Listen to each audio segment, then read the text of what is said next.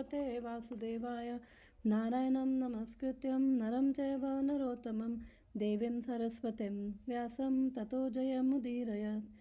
श्रीन्वतां स्वकथा कृष्णा पुण्यश्रवणकीर्तना हृदयं तस्थो हि अभद्राणि विधुनोति सुहृत्सतं। नष्टप्रायेषु अभद्रेषु नित्यं भागवत सेवया भगवती भक्ति उत्तम श्लोके भक्तिर्भवति नैष्ठिकी। कृष्णाय वासुदेवाय देवकी नंदनाय च नंदगोपकुमाराय गोविंदाय नमो नमः। मूकं करोति वाचालं पंगुं लंघयते गिरिं यत्कृपातमहं वन्दे श्रीगुरुदीनतारिणं। हरे कृष्णा कृष्ण कृष्ण हरे हरे, हरे राम राम राम हरे हरे। हरे कृष्णा, वेलकम एवरीवन। आज हम रीड कर रहे हैं Shrimad Bhagavatam canto first chapter number 4 और इस चैप्टर के हम 5 श्लोक पढ़ चुके हैं। 5 श्लोक पढ़ चुके हैं इस चैप्टर के। तो इस चैप्टर का नाम है अपीयरेंस ऑफ श्री नारदा, नारद जी का प्राकट्य। तो बेसिकली फर्स्ट जो 2 श्लोक पढ़े थे हमने, उसके अंदर सबसे पहले तो जो शौनक ऋषि हैं, शौनक ऋषि कौन है, कोई बताएगा? माता जी वेद व्यास जी की नहीं, शौनक ऋषि वो जो सारे जमा हुए सबसे पहले उनका, हाँ, उनके लीडर का। यस, शौनक ऋषि जो 88,000 अराउंड ऋषिगण इकट्ठे हुए हैं नैमिषारण्य में, उनके लीडर हैं। तो वो उन्हीं के बिहाफ पे सारे क्वेश्चंस कर रहे हैं। तो शौनक ऋषि सूत गोस्वामी जी से, ये शौनक और बाकी सारे मुनिगण सूत गोस्वामी जी से श्रीमद् भागवतम सुन रहे हैं। तो वो सबसे पहले तो 2 श्लोकों में सूत गोस्वामी जी को ग्लोरीफाई कर रहे हैं। फिर उसके बाद वो पूछ रहे हैं थर्ड वर्सेस में वो ये पूछ रहे हैं श्रीमद् भागवतम के बारे में कि किस युग में श्रीमद् भागवतम को कहा गया था और इसे क्यों कहा गया, और कृष्णा द्वैपायना व्यास जी जो हैं उनको ये श्रीमद् भागवतम कंपाइल करने की जो इंस्पिरेशन है कहाँ से मिली। तो उन्होंने ये क्वेश्चन किए उनसे। फिर उसके बाद 5th वर्स जो लास्ट वीक पढ़ा था, उसके अंदर हमने पढ़ा था कि जो व्यास देव जी हैं, जैसे ही शुकदेव गोस्वामी उनके पुत्र वो गर्भ से बाहर आए, वो 16 साल की एज में गर्भ से बाहर आए, और जैसे ही बाहर आए वो सेल्फ रियलाइज सोल हैं, और जैसे ही वो बाहर आए वो चलने लग गए, और फिर व्यास देव जी उनके पीछे पीछे जाने लग गए। तो वहाँ पे फिर कुछ जो स्त्रियां हैं वहाँ पे नहा रही थी एक वो तालाब वगैरह में। तो सुखदेव गोस्वामी जैसे वहाँ वो नेकेड थे, सुखदेव गोस्वामी जी वो वहाँ से पास किए और उन्होंने उनकी तरफ देखा, स्त्रियों की तरफ, लेकिन उसके बाद इधर उधर देखा और वो आगे चल दिए, और वो जो स्त्रियां हैं वो भी नेकेड ही नहा रही थी और उनको कोई फ़र्क नहीं पड़ा। फिर पीछे पीछे जैसे ही व्यास देव जी आए, व्यास देव जी तो कितने एल्डरली पर्सन है और वो उनकी पुत्रियों के समान थी, तो व्यास देव जी को आते देख उन्होंने अपने आप को ढक लिया था। तो व्यास देव जी को बहुत हैरानी हुई कि ऐसा क्यों, क्योंकि मेरा जो पुत्र है सुखदेव गोस्वामी वो तो अभी 16 इयर्स का है, यूथ में है, और वो भी नेकेड था, ये भी नेकेड थी, लेकिन इनको उसको देख के ना डिस्टर्बेंस हुई ना फ़र्क पड़ा।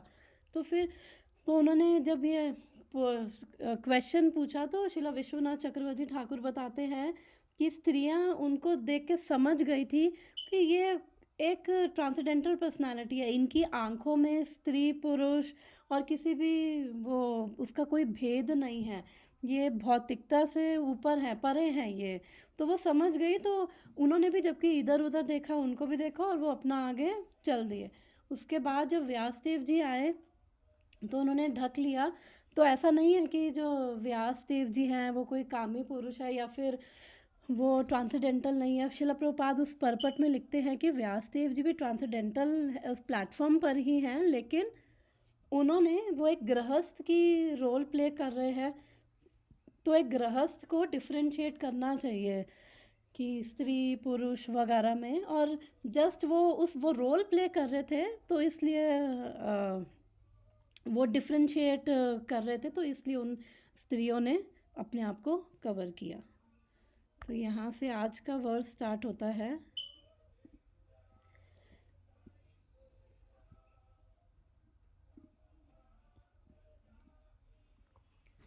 कथम अलक्षिता पौरे संप्राप्तः कुरु जांगलान उन्मता मुखा जड़वत् विचरन् गज सहावये। कथमलक्षितं पौरे संप्राप्तः कुरु जंगलान उन्मत्तमुखा जड़वत् विचरन् गज सहावये। कोई रिसाइट करेगा? माता जी मैं करूं? हाँ श्योर माता जी।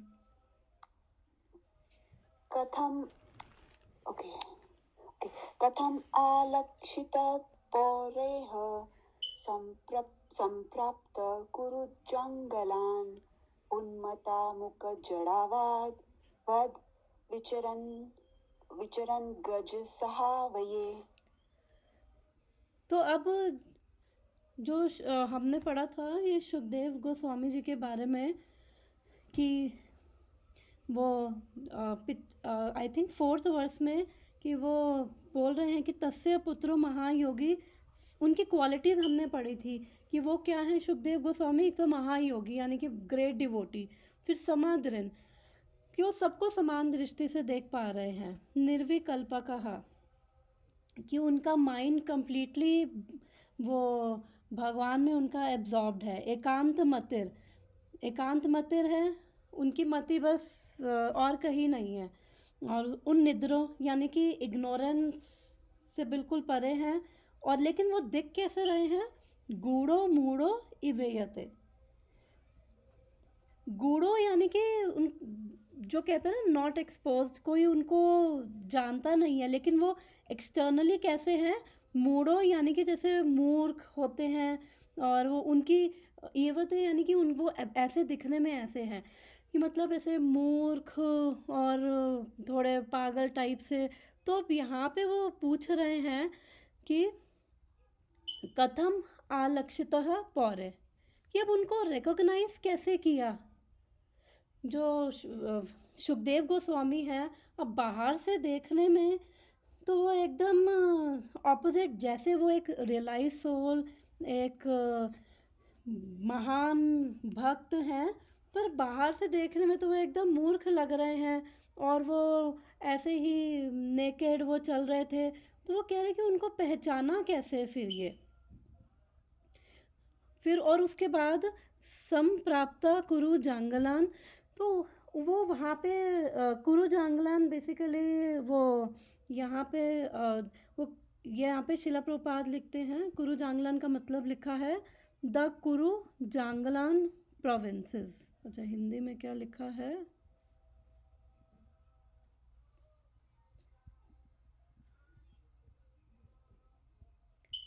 कुरु जंगल प्रदेश। आई थिंक वो कुरुक्षेत्र से वो हस्तिनापुर यानी जो दिल्ली है उन्होंने वहाँ पे एंटर किया। तो वहाँ पे जो लोग हैं उन्होंने उनको पहचाना कैसे? क्योंकि एक्सटर्नली देखने में तो बिल्कुल भी लग नहीं रहे थे कि सेल्फ रियलाइज सोल हैं। और यहाँ पे भी लिखा है कि उन्मता मुखा जड़वद, कि बाहर से देखने में तो बिल्कुल एक पागल की तरह लग रहे थे, फिर और ऐसे ऐसे वो घूम रहे थे जैसे पागल हो। तो वो कह रहे फिर उन्होंने पहचाना कैसे इनको, सुखदेव गोस्वामी जी को? क्योंकि ऐसे देखा जाए तो कितने लोग घूम रहे होते हैं तो कौन ध्यान देता है। तो फिर यहाँ पे उन्होंने अब ये शौनक आदि ऋषि अब ये क्वेश्चन पूछ रहे हैं कि जब ऐसे सुखदेव गोस्वामी जी, एक तो वो परीक्षित महाराज से मिले कैसे, नेक्स्ट में पूछेंगे वो मिले कैसे, और फिर उन्होंने जब एंटर किया तो लोगों ने उनको रिकॉग्नाइज कैसे किया, पहचाना कैसे? Translation, how was he Shila Sukhdev Goswami son of Vyas recognized by the citizens when he entered the city of Hastinapur, now Delhi. After wandering in the provinces of Kuru and Jangla, appearing like a madman, dumb and retarded. कुरु तथा जांगल प्रदेश में पागल, गूंगे तथा मूढ़ की भांति घूमने के बाद जब वे व्यासपुत्र शिला सुखदेव गोस्वामी हस्तिनापुर नगर में प्रविष्ट हुए तो वहाँ के नागरिकों ने उन्हें पहचाना कैसे। तो अब ये क्वेश्चन पूछ रहे हैं कि पहचाना कैसे, क्योंकि ये भी एक बहुत बड़ी चीज़ है ना कि और ऊपर से पहचाना कैसे, फिर वो परीक्षित महाराज से मिले कैसे, क्योंकि परीक्षित महाराज जो हैं वो तो इतने बड़े राजा हैं और ये बिल्कुल बाहर से इनका जो अपीयरेंस है सुखदेव गोस्वामी का बिल्कुल ऑपोजिट है, जो ये हैं उससे बिल्कुल ऑपोजिट है। तो फिर वो तभी पूछ रहे हैं क्योंकि ऐसे थोड़ी कोई चलता फिरता हमें समझ आ जाएगा। अगर कोई किसी ने फिर भी धोती कुर्ता पहना हो, तिलक लगाया हो तो आइडिया लगा सकते हैं कि हाँ इसको भागवतम आती होगी या भगवत गीता इसको पता होगी, बट वो भी गारंटी नहीं होती, वो भी ज़रूरी नहीं होता। आधुनिक दिल्ली नगर पहले हस्तिनापुर कहलाता था क्योंकि इसकी स्थापना पहले राजा हस्ती ने की थी।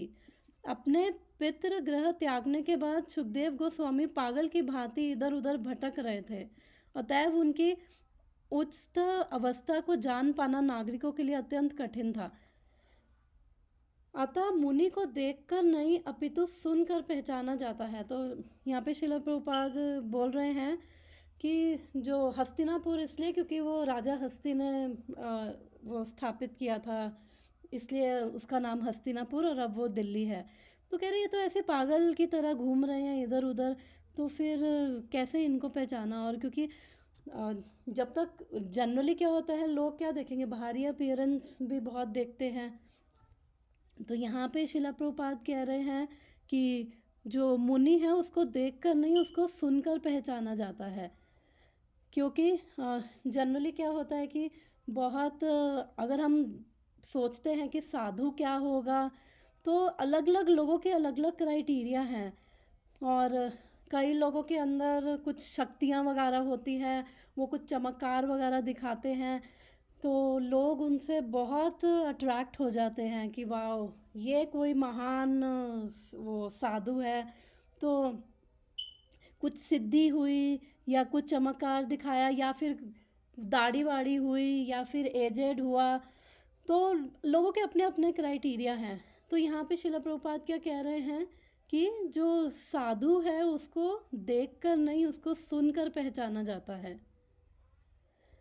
माता जी मेरे को वो रहुगुना और जड़ा भरत का स्टोरी याद आ गया। हाँ यस यस, बिल्कुल रेलिवेंट है यहाँ पे। वही सेम बोले ना, जो जब वो बोले तो समझ आएगा ये संत है। यस यस, तो जो कोमल माता जी बोल रही है तो जड़ भरत महाराज भागवतम में उनकी कथा आती है और वो भी वो अपनी पास्ट लाइफ टाइम्स उनको याद थी, तो वो बहुत सेल्फ रियलाइज सोल थे, बट उन्होंने वो ये लाइफ टाइम वेस्ट नहीं करना चाहते थे, इसलिए उन्होंने अपने आप को बाहर से वो ऐसे ही मूर्ख और पागल की तरह वो बिहेव करते थे, तो ताकि लोग उनको कुछ लेना देना नहीं था किसी से, उनको बस भगवान में ही उनका मन था। तो फिर एक राजा रहगुना नाम के एक राजा हैं, तो वो अपने पैलेंक्विन को क्या कहते हैं हिंदी में, जैसे वो जो जैसे पालकी माता जी, हाँ पालकी, तो वो अपनी पालकी में जा रहे थे, तो उसमें से उनको एक जने की ज़रूरत थी, तो जो सेवक थे राजा के उसने रहुगुना को बुलाया, तो उसके बाद रघुगुना जो है वो बहुत संभल के चल रहे थे, क्योंकि वो इवन जड़ भरत महाराज बहुत संभल के चल रहे थे, क्योंकि उनको इवन चींटियों को भी देख रहे थे कि वो भी ना मरे। वो बार बार वो राजा की जो पालकी वो हिल रही थी, पहले तो राजा को इतना गुस्सा आया, उसने कहा ये क्या मूर्ख है, पागल है, पहले तो उसने उसको बहुत ही चेस्टाइज किया राजा ने। फिर उसके बाद उन्होंने जड़ भरत महाराज ने सोचा कि एक्चुअली मतलब क्योंकि किसी संत को आप अगर कुछ गाली वगैरह दोगे तो आपको अपराध लगता है, बहुत केयरफुल रहना चाहिए। तो उन्होंने सोचा कि फिर जड़ भरत महाराज वैसे उनको फ़र्क नहीं पड़ा कि वो गालियाँ दे रहे हैं और वो उनको सरकास्टिक वे में उनको उल्टा सीधा बोल रहे हैं, मजाक कर रहे हैं उनका। तो उनको फ़र्क नहीं पड़ा, उनको बस ये उनके माइंड में था कि इनको कोई अपराध ना लगे, इसलिए वो बोले, अदरवाइज़ वो किसी से बात भी नहीं करते थे। तो फिर वो जब उन्होंने अपना मुंह खोला और उन्होंने जब बातें बोली तो वो राजा हैरान रह गया। फिर वो फाइनली उनको सरेंडर हुआ। तो ये लॉन्ग स्टोरी शॉर्ट में बताई। तो वही प्रभुपाद लिख रहे हैं कि जो साधु है उसको देख कर नहीं, उसका ना फिजिकल अपीयरेंस, ना कि उसके कितने फॉलोअर्स हैं, उसको चमत्कार करने आते, ये सब नहीं, उसको सुनकर। क्योंकि साधु को सुनकर हम उसका दर्शन करते हैं। कई बार लोग कहते हैं ना हम दर्शन करने जा रहे हैं, that is good thing, but असली दर्शन क्या है, उसको सुनकर। क्योंकि उसको सुनकर ही जो वो बोल रहा है उससे क्या है, हमारे अंदर भी जो हमारी जो अटैचमेंट्स है ये टेम्परेरी से हमारी भी असत से सत पे जाती है। यानी कि जो ये टेम्परेरी अटैचमेंट्स है हार्ट में, हमारी भी वहाँ से हटकर हमारी भी भगवान की तरफ जाती है। तो इसलिए उसको सुन के उसका दर्शन करना चाहिए। वही प्रभुपाद लिख रहे हैं। मनुष्य को चाहिए कि साधु या मुनि के पास दर्शन के लिए नहीं अपितु सुनने के लिए जाए। यदि वह साधु के वचनों को सुनने के लिए तैयार नहीं है तो जाने का कोई लाभ नहीं है। तो यहाँ पे वो क्लियर कर रहे हैं कि दर्शन के लिए नहीं, अगर दर्शन भी इवन साधु के तो दर्शन भी वो बड़े प्यूरिफाइंग है, पवित्र हैं, लेकिन केवल उसके दर्शन नहीं, उसके दर्शन के साथ साथ उसको सुनने के लिए भी जाना है। तो क्योंकि वही उसकी बातें ही है ना, जो उसकी बातें हैं वही तो हमारे हार्ट में अल्टीमेटली इम्पैक्ट कर रही हैं। उसकी बातों से ही तो हमारे हृदय में भगवान के प्रति जो अट्रैक्शन है, आकर्षण है, वो हमारे और श्रद्धा बढ़ रही है उसकी केवल बातों से ही। और जो कहते हैं ना डिवोटी एसोसिएशन का क्या मतलब है कि भक्तों से भगवान के बारे में सुनना, वो एक्चुअली में रियल एसोसिएशन है। ये नहीं कि बस गए, गप्पे मार ली, बैठ लिया, खा पी लिया, वो भी एक ठीक है, एक कनेक्शन के लिए ठीक है, बट मेन जो एसोसिएशन है वो है भगवान के बारे में सुनना। सुखदेव गोस्वामी साधु थे और वे भगवान की दिव्य लीलाओं के विषय में प्रवचन कर सकते थे। उन्होंने साधारण नागरिकों की सनकों को संतुष्ट नहीं किया। तो मतलब वो उन्होंने ये नहीं देखा कि जैसे अब 19th चैप्टर में एक्चुअली बहुत डिटेल में आता है कि जब वो ऐसे जा रहे थे, उन्होंने एंटर किया था जब दिल्ली में, तो औरतें और बच्चे वो इतने क्यूरियस थे, वो उनके पीछे पीछे भाग रहे थे, उनका मजाक कर रहे थे, और इनको कोई फ़र्क नहीं पड़ रहा। सुखदेव गोस्वामी को कोई इनको मार भी रहा है, इनको कोई मतलब इससे समझ आता है कि जो सेल्फ रियलाइज सोल्स हैं वो एक्चुअली में बॉडीली कॉन्शियसनेस में नहीं होते हैं। वो एक अलग ट्रांसेंडेंटल प्लेटफॉर्म जिसको हम बोलते हैं आध्यात्मिकता के वो स्तर पे होते हैं कि उनको ये कोई मतलब, क्योंकि हम लोग जनरली देखा जाए तो बॉडीली कॉन्शियसनेस में ज़्यादा है, जो बॉडी है, बॉडी से रिलेटेड चीज़ें बहुत अफेक्ट करती है, बट इनको नहीं करती है क्योंकि इनको ऑलरेडी जो है भगवान में जिनका मन लगा हुआ है उनको फिर इन चीज़ों से फ़र्क नहीं पड़ता। तो आज ही मैं एक मेरे हस्बैंड मुझे बता रहे थे कि एक यहाँ पे यूएस में ही बंदा था, वो जॉब कर रहा था, तो उसको मतलब पता नहीं उसको एकदम से क्या हुआ कि उसने अपना अच्छी खासी जॉब थी, अच्छी खासी उसकी यहाँ पे सैलरी थी, चुपचाप उसने अपनी जॉब वॉब छोड़ी और अपना सब छोड़ के वो वृंदावन चला गया और अब वहाँ पे एक आश्रम में रहता है और बस नाम जाप करता है। मतलब फॉर्चुनेट है वो सोल्स कि जिनको भक्ति करने की अपॉर्चुनिटी मिल रही है। ठीक है, जो छोड़ के जा सकते हैं वो तो छोड़ रहे हैं, लेकिन जो नहीं भी छोड़ सकते, गृहस्थी में भी हैं, तो उनको भी फिर भगवान का नाम ही लेना है। तो भगवान अपने आप मतलब डजेंट मैटर, आश्रम डजेंट मैटर, बट ये होता है ना कि जनरली जैसे अब कोई किसी की अच्छी जॉब हो और अच्छा सब कुछ हो तो वो जनरली नहीं छोड़ते, इतना वो चकाचौंध में फंस जाते हैं कि छोड़ना मुश्किल होता है। बट भगवान के नाम में इतना कुछ ना कुछ तो मिठास उनको फील होती होगी ना कि ये सब चीज़ें जो हैं वो बहुत लेस वैल्यू उनके, लेस क्या इतनी मिनिमाइज हो जाती है। जिन चीज़ों के पीछे दुनिया भाग रही है, अमेरिका आने के लिए दुनिया पागल है, भाग रही है, और यहाँ पे सब कुछ है, छोड़ छाड़ के अपना वृंदावन। तो सुन के इतना अच्छा लगा कि फॉर्चुनेट सोल है वो, कि फाइनली मौका मिल गया उसको। माता जी उसकी फैमिली नहीं होगी। नहीं, वो मैरिड नहीं था, बट उसके सारी फैमिली इंडिया में थी। तो वो यही बता रहे थे कि मतलब फैमिली से उसने बस अपने फादर से बात करता है, क्योंकि सारे लोग ये पूछते तू पागल, बोलते तू पागल है, तूने ये छोड़ दी, जॉब छोड़ दी, और कहाँ एक बिल्कुल वृंदावन में जाके जहाँ पे कुछ भी नहीं, सब छोड़ छाड़ के तू वहाँ पे रह रहा है। तो इसलिए वो ज़्यादा कह रहे किसी से बात नहीं करता, बस अपने फादर से वो बात करता है। तो सारे रिलेटिव्स, घर वाले ऑब्वियसली वो उनको ये चीज़ें समझ नहीं आती, तो वो बोलेंगे ही। तो बट मे बी फादर थोड़े सपोर्टिव होंगे, तो वो फादर से बात करता है। तो बाकी हाँ, मैरिड नहीं है। सुकृति होगी उनकी, राइट? यस यस, डेफिनेटली माता जी, कुछ तो पिछले जन्मों की सुकृतियाँ हैं कि वो भक्ति में आके वो आत्मा जुड़ी, और मतलब उसके बाद ये चीज़ें फीकी लगने लग गई, और उसके बाद सब छोड़ के वृंदावन धाम अपने भक्ति में। बट ठीक है, जो गृहस्थ है, ऐसा नहीं है इसका मतलब कि हाँ गृहस्थों को छोड़ के सब जाना है।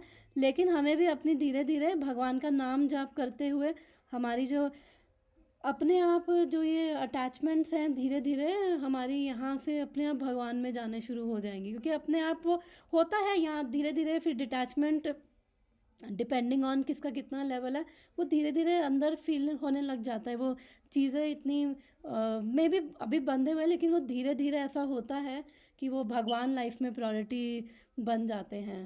तो यस, और पिछले जन्मों की तो यस डेफिनेटली भक्ति होगी पिछले जन्मों की, कि इस जन्म में आगे वो सब छोड़ के अब फाइनली भगवान के नाम जाप में ही जीवन समर्पित कर दिया। तो यस, वो होगा ही। तो यहाँ पे अब बोल रहे हैं कि जो हाँ, मैं सुखदेव गोस्वामी का बता रही थी कि उनको भी मतलब इन सब चीज़ों से, कि कोई उनको पत्थर मार रहा है, कुछ कर रहा है, मजाक कर रहे हैं, उनके पीछे भाग रहे हैं। फिर जैसे ही उन्होंने वहाँ पे एंटर किया ना, जहाँ पे ये सारे वो ये सुखदेव जहाँ पे ये सारे ऋषि मुनि थे, परीक्षित महाराज थे, क्योंकि सुखदेव गोस्वामी जी ने परीक्षित महाराज को कथा सुनाई। अभी आगे के वर्ष में पढ़ेंगे कि वो तो एक घर में बस जितने टाइम तक गाय का दूध निकाला जाता है उससे ज़्यादा नहीं रुकते थे। तो फिर वो 7 दिन और 7 रात तक वो इवन किसी गृहस्थ से बात भी नहीं करते थे। अगर किसी के वो घर जा भी रहे हैं तो केवल उसके घर को शुद्ध करने के लिए जाते थे, तो वो किसी से बात भी नहीं करते थे। तो वो कैसे रुक गए ये सुखदेव गोस्वामी, वो भी 7 दिन 7 रात, और ये 18,000 श्लोक उन्होंने कैसे बोल दिए। तो आगे वो नेक्स्ट 2-3 श्लोक में यही पढ़ेंगे। सुखदेव गोस्वामी साधु थे और वे भगवान की दिव्य लीलाओं के विषय में प्रवचन कर सकते थे। उन्होंने साधारण नागरिकों की सनकों को संतुष्ट नहीं किया। उन्होंने ये नहीं देखा कि लोगों को एंटरटेनमेंट मिल रहा है नहीं मिल रहा, कि मैं जो कह रहा हूँ कहीं ऐसा तो नहीं कि लोग उससे खुश होंगे, भाग तो नहीं जाएंगे। तो वो सब उनको लेना देना नहीं था। केवल जो भगवान के बारे में, भगवान का नाम, भगवान का प्रवचन, केवल उतना ही। जब उन्होंने भागवत प्रवचन किया तब लोग उन्हें पहचान गए। और जैसे ही मैं बता रही थी कि वो असेंबली में एंटर हुए थे जहाँ पे परीक्षित महाराज और सब थे, तो वो बताओ 16 इयर्स के सिर्फ, बाकी सब लोग उनसे इतने बड़े, और वो उनकी एक कहते हैं ना स्पिरिचुअल प्रेजेंस उन्होंने उनकी फील करी, और सब उनके सामने वो उन्होंने सबने उनको खड़े होकर उनका वो रिस्पेक्ट किया और उनसे भागवतम सुनने के कहा। तो हम 19th चैप्टर में इसको पढ़ेंगे। उन्होंने कभी जादूगर जैसी जादूगरी दिखाने का प्रयास नहीं किया। बाहर से वह जड़ गूंगे पागल व्यक्ति जैसे प्रतीत हो रहे थे, लेकिन वास्तव में वह महान दिव्य रूप में उच्च पुरुष थे। मतलब एक्सटर्नल अपीयरेंस जो था उनका वो बिल्कुल ऐसा ही था कि बिल्कुल जैसे कोई पागल हो, मूर्ख हो, गूंगा हो, लेकिन वास्तव में वो क्या है, महान वो दिव्य पुरुष थे। वो सेल्फ रियलाइज सोल है, भगवान के भक्त हैं। तो इसलिए वो बॉडीली, वही मैंने कहा कि बॉडीली कॉन्शियसनेस से उनको ज़्यादा लेना देना नहीं होता, कि ठीक है उनको पता है कि इतने भगवान पे डिपेंडेंट होते हैं कि शरीर भगवान देख लेंगे, बस उनका जो मन है वो 100% टोटली केवल भगवान में है। तो नेक्स्ट भी पढ़ लेते हैं, नेक्स्ट 2 अगर मतलब एक पढ़ लेते हैं, अगर वो टाइम मिला तो वो भी पढ़ लेंगे, छोटा सा है ये भी। कथं वा पाण्डवेयस्य राजर्षिर्मुनिना सह संवादसम्भूतात् यत्रेषा सात्वती श्रुति। कथं वा पाण्डवेयस्य यस्य राज राजर्षिर्मुनिना सह संवादः सम्भूतात् यत्रेषा सात्वती श्रुति। कोई रिसाइट करेगा इसको? मैं करूँ माताजी? हाँ श्योर। कथं वा पाण्डवेयस्य राजर्षिर्मुनिना सह संवादसम्भूतात् यत्रेषा सात्वती श्रुति। Thank you so much.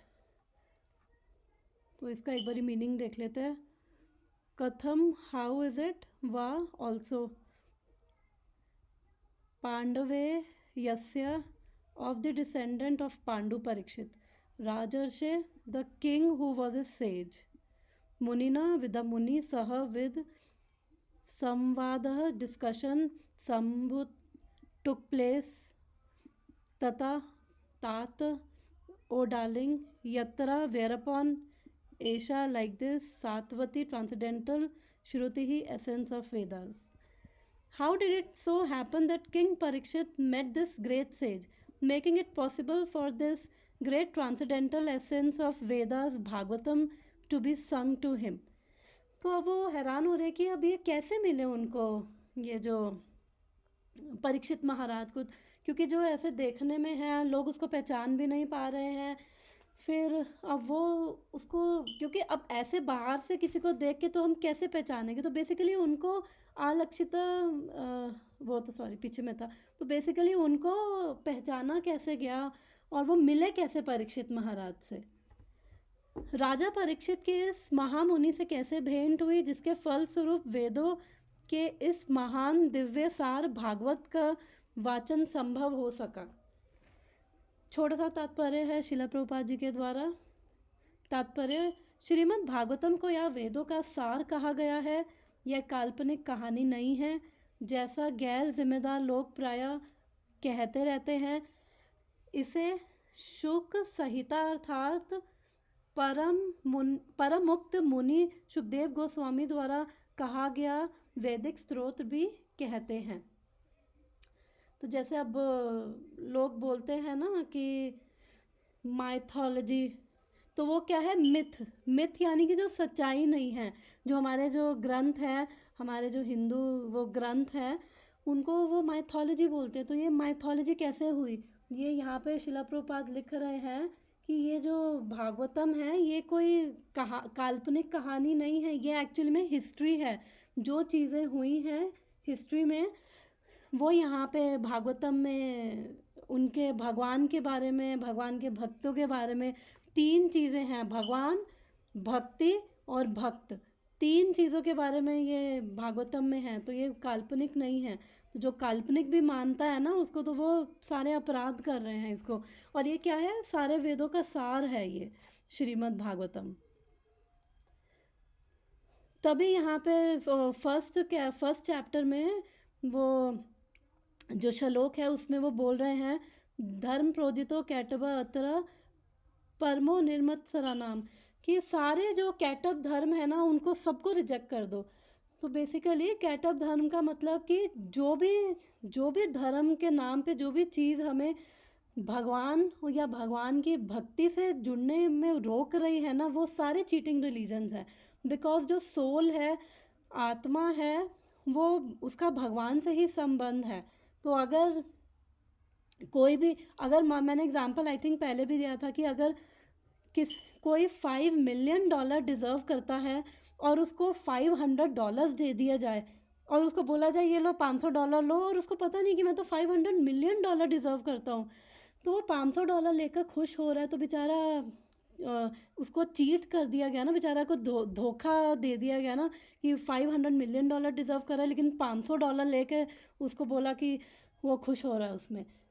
तो जो भी चीज़ें हैं, क्योंकि हम काफ़ी चीज़ें करते हैं जो हमें अलग अलग, जिसकी जो भी चीज़ें हैं जो हमें भगवान की भक्ति करने के हमारे बीच में आ रही है, भगवान की भक्ति में अगर वो चीज़, जो भी धर्म अगर हमारी भगवान की भक्ति में बाधा बन रहे हैं जो भी हमारे, तो वो कह रहे हैं उन सबको रिजेक्ट करना चाहिए, क्योंकि ये क्या है, श्रीमद् भागवतम क्या है, ये हाईएस्ट ट्रुथ है। और वेद्यम वास्तवम अत्र वस्तु, और ये एक्चुअली में जो ये हाईएस्ट ट्रुथ है, और ये जो क्या रियलिटी है और क्या इल्यूजन है, ये उसको एक्चुअली वो अभी हम लोग क्या है कि हमें पता ही नहीं है ना कि क्या सच है, क्या सही नहीं है, क्या रियलिटी, क्या इल्यूजन है।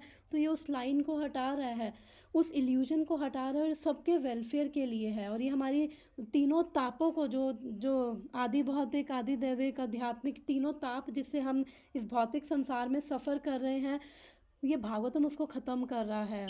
आध्यात्मिक, आदि भौतिक, आदि दैविक, और तीसरा क्या बोला मैंने, आध्यात्मिक, क्या बोला, आध्यात्मिक। हाँ, आध्यात्मिक।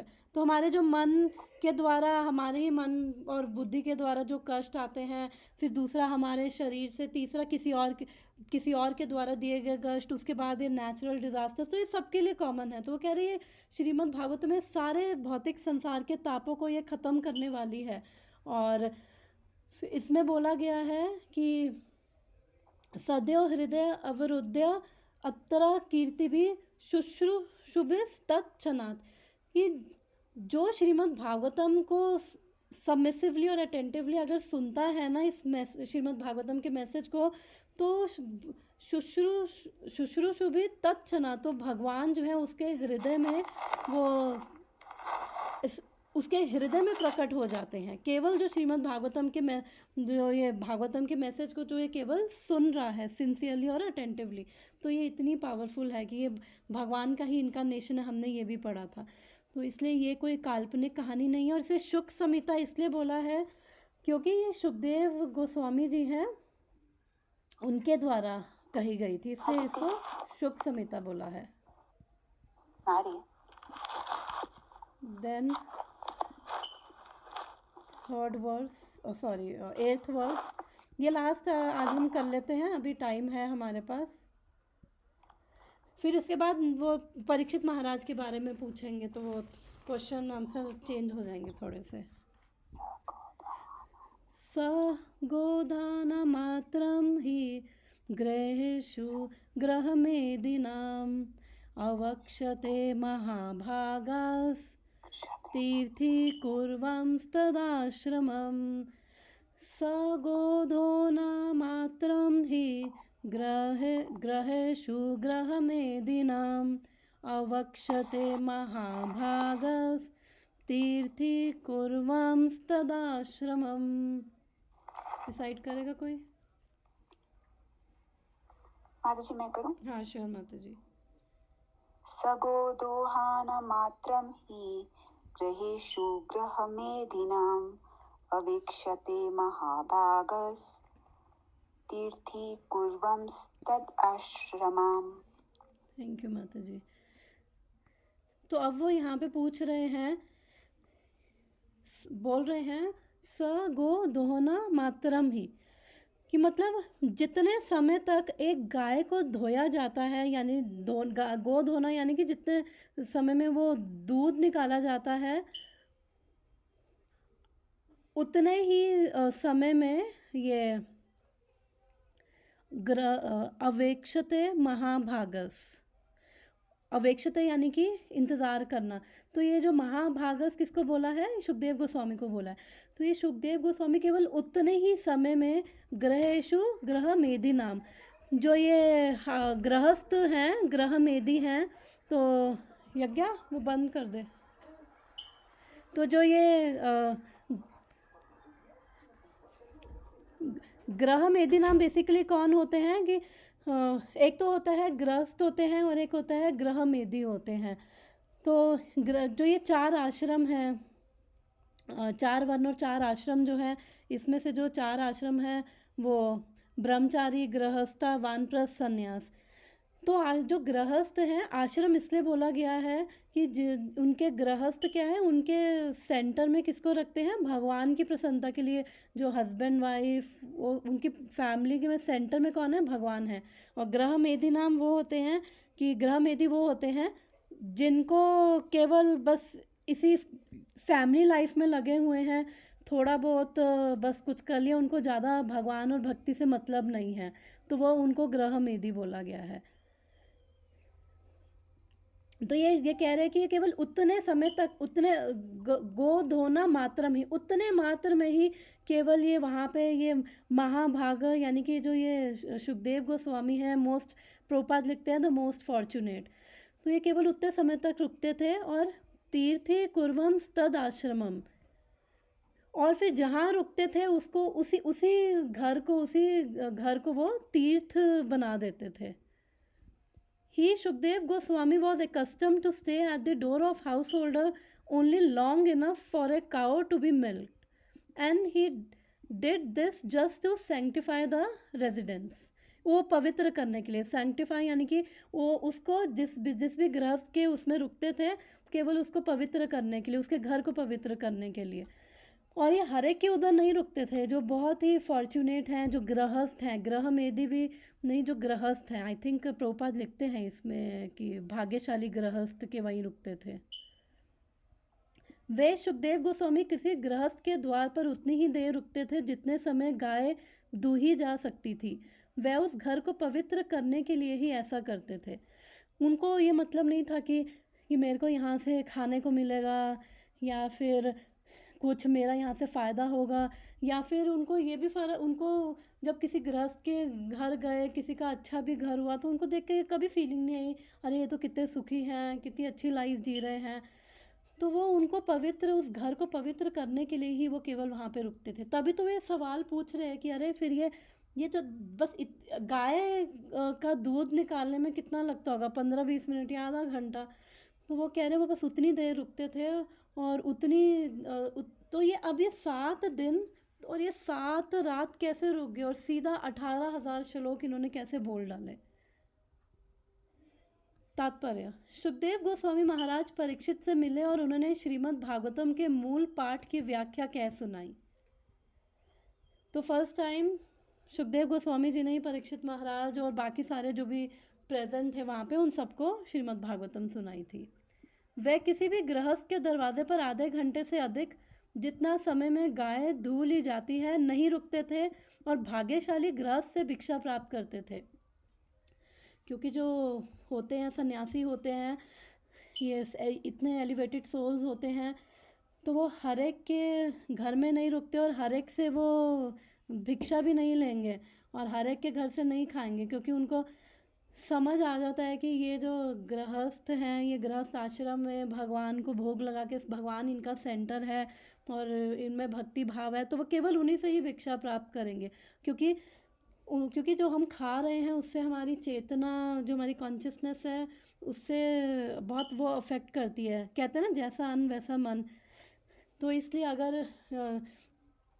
अगर वो जो भी खा रहे हैं भगवान को भोग नहीं लगा है, भगवान का प्रसाद नहीं है, तो वो हमारी बुद्धि पे असर डालता है। और वो भगवान भगवत गीता में 3rd चैप्टर में बोलते हैं कि वो जो मेरे को ऑफ़र नहीं कर रहा है, तो वो केवल पाप ही खा रहा है, चाहे वेजिटेरियन भी हो, वो पाप ही खा रहा है।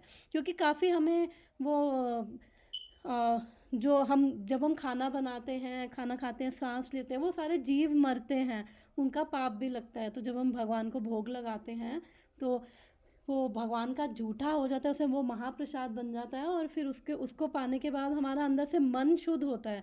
यही चैतन्य चरितमृत में आगे आज सुबह पढ़ रहे थे कि जो भगवान का प्रसाद है उसको कभी उसके प्रति अपराध नहीं करना चाहिए, उसको इधर उधर फेंकना नहीं चाहिए, जितना लेना है उतना ही लो और उसको पूरा खाना चाहिए। और अदरवाइज़ अपराध होता है, और उसको जो जीव ऐसे अपराध करता है, फिर उसको चैतन्य महाप्रभु बोल रहे थे उसको नरकों में जाना पड़ता है, और कितने कितने वो बता रहे थे। इसलिए भगवान का प्रसाद, कह रहे भगवान का प्रसाद और भगवान में फ़र्क नहीं है। तो इसलिए यही सोच के कि भगवान का प्रसाद है, तो इसलिए जो हम भगवान कृष्ण को भोग लगाते हैं तो हमें उसका फिर निरादर नहीं करना है। Okay.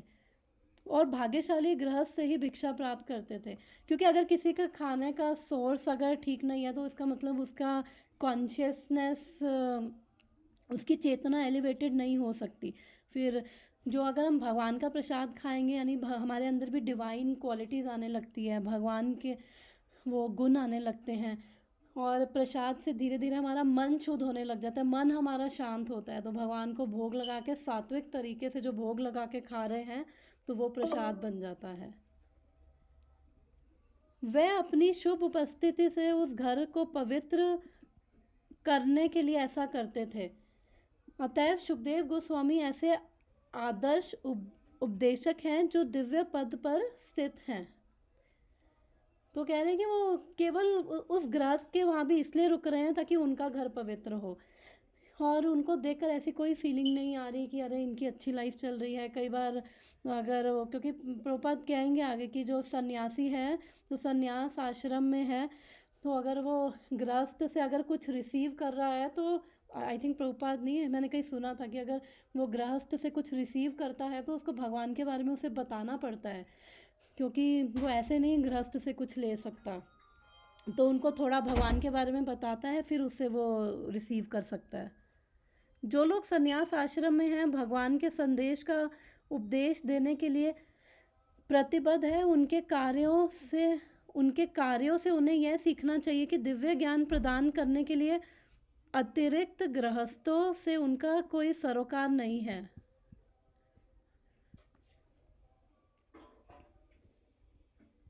Those who are in the renounced order of life and dedicated to the mission of preaching message of Godhead should learn that they have no business with householders save and except to enlighten them in the transcendental knowledge। तो प्रभुपाद यहाँ पे कह रहे हैं कि जो ऐसे सन्यासी हैं तो उनका, क्योंकि सन्यासी का मतलब ही यही है कि ऑलरेडी सन्यास लिया है, तो इसका मतलब वो रियलाइज़ हो चुका है भगवान के प्रति उसकी मति लगी हुई है। तो उसका काम ये है कि अगर वो भिक्षा भी मांग रहा है तो उसको गृहस्थों से, हाउस होल्डर से कोई लेना देना नहीं है, बस उनको ज्ञान दे रहा है, उनको वो सही मार्ग दिखा रहा है, भगवान तक पहुंचने का मार्ग दिखा रहा है, उनको दिव्य ज्ञान दे रहा है, उसका यही इतना ही काम है। Such asking for alms from the householder should be the purpose of sanctifying his home. One who is in renounced order of life should not be allured by the glamour of householders' worldly possession and thus become subservient to worldly men। तो यहाँ पे Prabhupada clear कर रहे हैं कि जो सन्यास आश्रम में है, फिर उसको जो अलग अलग गृहस्थ हैं उनके जो वर्ल्डली पोजेशंस हैं, उनके एसेट्स हैं, उनको देखकर उसको अट्रैक्शन नहीं फील होनी चाहिए, माइंड उसका डिस्टर्ब नहीं होना चाहिए कि अरे काश मेरे पास भी ये सब चीज़ें होती। क्योंकि सन्यास जो आश्रम है वो सबसे ऊपर आश्रम है, और सन्यासियों को सब आदर भी करते हैं। इसलिए आदर करते हैं क्योंकि उन्होंने अपना सब कुछ छोड़ दिया है, किसके लिए? केवल भगवान के लिए, भगवान की भक्ति के लिए। तो अगर आपने सब कुछ छोड़ा है, उसके बाद अगर ये सब चीज़ें हैं, माइंड में डिस्टर्बेंस है, एजिटेशन है, तो फिर वो कह रहे हैं कि उसका फिर क्या फ़ायदा है।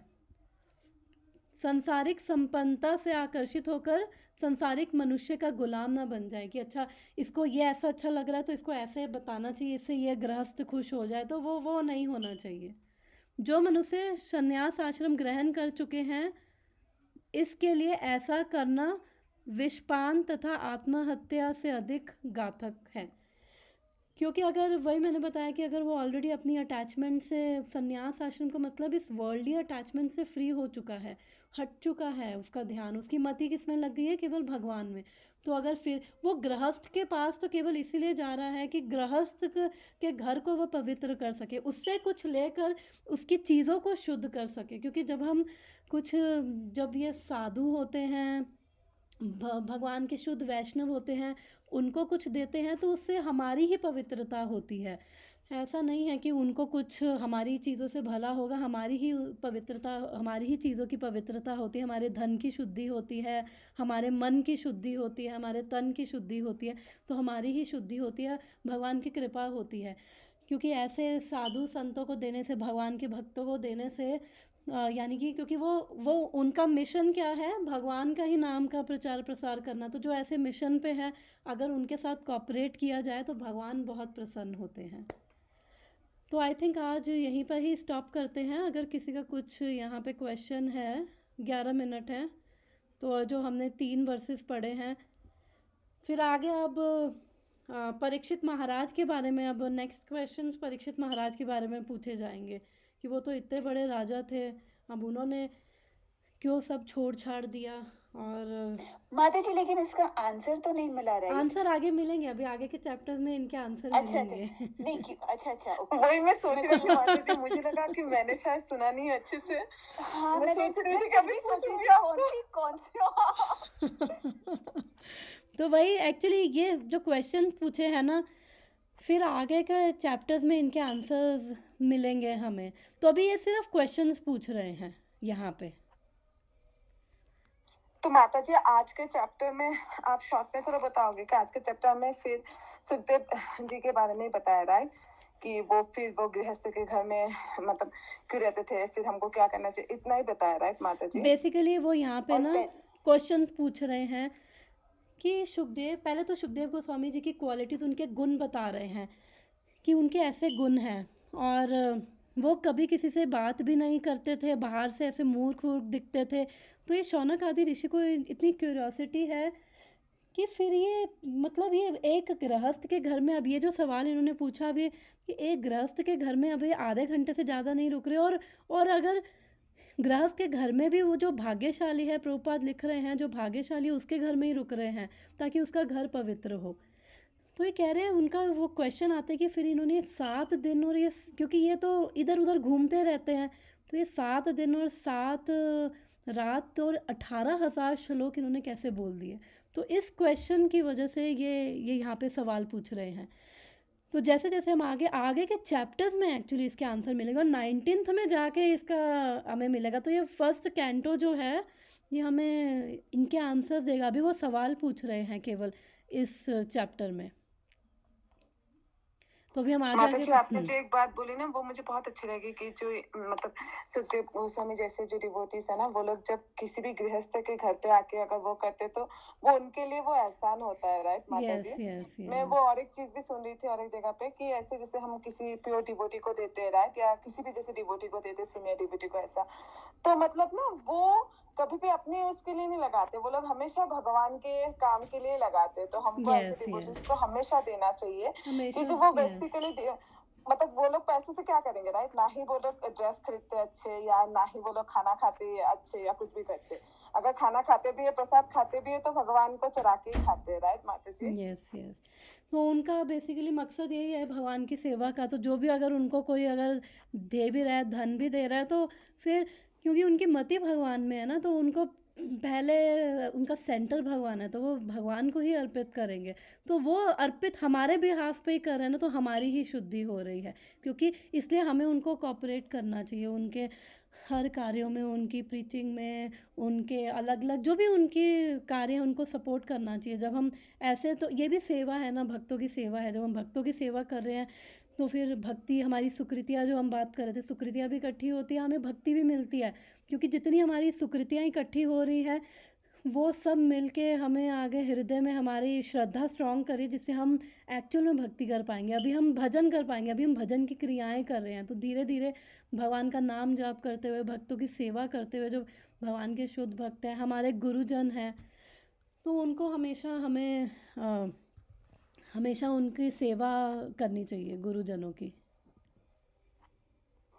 माता जी मैं ना आज एक स्टोरी सुन रही थी, मतलब कुछ दिन पहले भी सुना था, बट मुझे लगा पता नहीं सच है यार, कभी कभी होता है राइट कि ऐसे भी हम्म। कभी कभी एग्जांपल देते हैं ना।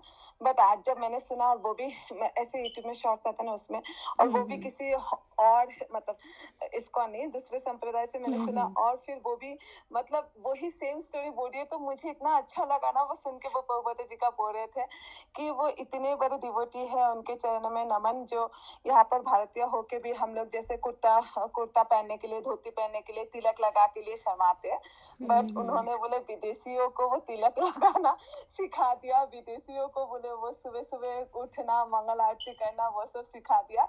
धन्य है वो, मतलब वो बिल्कुल बोल रहे थे कि धन्य है वो डिवोटी। इतना अच्छा लगा सुन के वो। और पता है, और एक बिल्कुल। स्टोरी मैंने सुना, माता जी जो प्योर डिवोटी है ना, उनका मन बहुत अच्छा है माता जी। वो वही मैंने जो बोला ना स्टोरी, जो मैंने पहले सुना था, मुझे लगा पता नहीं कौन सी सुना था मैंने, बट पता नहीं, मुझे लगा कि पता नहीं, बट आज जब कंफर्मेशन मिली, क्योंकि उनके उधर ही हुआ। एक डिवोटी ना वृंदावन गए गए थे, 10 साल पुरानी बात है और सच्ची कहानी है। एक डिवोटी वृंदावन गई थी घूमने के लिए, और फिर जब वो आ रही थी, आने के बाद ना पर्स में उसकी एक छिपकली आ गई। आपने शायद सुना है ये हाँ, स्टोरी, यस पता नहीं, यस यस। राइट। वो छिपकली आ गई थी, और वो किसी सिक्योरिटी में भी वो पकड़ी नहीं गई, कुछ भी नहीं हुआ। फिर जब घर पे आके वो बैग खुला तो देखा छिपकली, और वो इतनी दुखी हो गई कि मैंने एक वृंदावन से एक छिपकली को दूर कर दिया, मैंने वो कितनी बड़ी ब्रजवासी को डिवोटी। ले आई मैं, हाँ। हाँ, फिर वो उसने सारे वो डॉक्टर से पूछा कि कैसे उसको वो रखे। फिर तुरंत उसने फिर टिकट लिया, जितने जल्दी हो सके टिकट लिया, फिर जाके उस छिपकली को डॉक्टर को दिखा के कि क्या क्या खाने से वो ठीक रहेगी। फिर उसको सेफली रखा, फिर परमिशन लिया, फिर उसको इंडिया जाके वृंदावन में छोड़ के वो यस, नाचने लग गई कि राधा रानी मैंने आपके भक्त को ब्रजवासी को आपके वहीं पास। पे छोड़ दिया। यस हाँ, यस। बोले कि नहीं तो मैं कब, मुझे इतना अच्छा लगा ना ये तो तो सुन के कि मेन तो वही है ना कि कितने उसका, सॉफ्ट होते हैं ना उनका हार्ट, राइट, एक यस डिवोटी यस, का, प्योर डिवोटी कि का। छिपकली में भी उन्होंने वही भाव देखा कि ये ब्रजवासी है, ये नहीं देखा कि और अरे छिपकली है ये वो, उसने भी ब्रजवासी का हाँ ही भाव देखा। तो यानी कि जिसके अंदर मन में इतना प्रेम है, भक्ति है, तो वो उसके छिपकली में भी ब्रजवासी देखा, और उसने कहा कि ब्रजवासी का स्थान केवल ब्रज में है, यहाँ पे नहीं वही। है। तो और फिर वो बोल रहे वापस, थे कि ये संस्कार किसने भरा उन डिवोटीज में, हाँ हमारे यस यस प्रभुपद जी ने, राइट। तो वो बोल यस। रहे थे कि प्रभुपद जी ने वो डिवोटीज में वैसा मतलब भरा अंदर, इसीलिए वो रियलाइजेशन आया, राइट। उन्होंने बोला कि इसीलिए वो रियलाइजेशन आया, नहीं तो हम लोग मतलब वृंदावन जाके भी हम कितनी गलतियां करते, राइट, कितना यस मतलब यस। इंसान को भी हम अच्छे नजर से नहीं देखते, छिपकली तो छोड़ दो। हाँ बिल्कुल सही। वही तो मुझे इतना अच्छा लगा ना वो सुन